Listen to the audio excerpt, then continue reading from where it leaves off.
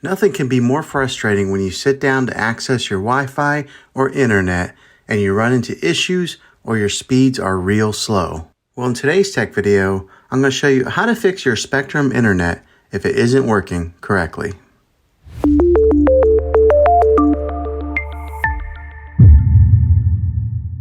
The first one is the easiest one to try, and that's to take any device that you're having issues with, whether it be your cell phone or maybe a TV, and power it down or unplug it from the wall outlet. Powering it down or unplugging any kind of power source going to it is what we call a hard reset.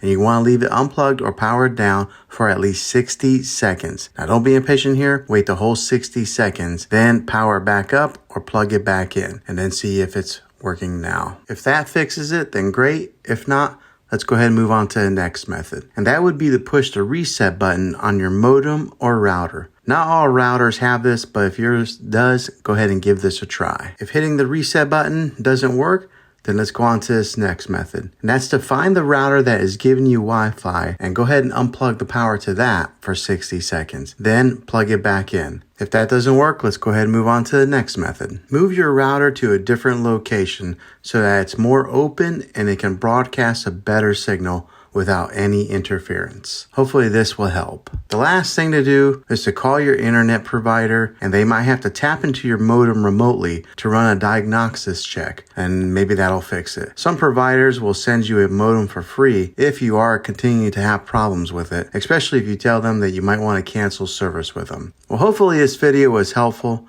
If it was, go ahead and throw a thumbs up on it. Go ahead and subscribe to my channel. I make tech videos all the time, and I'd love to have you back in the next one. Take care.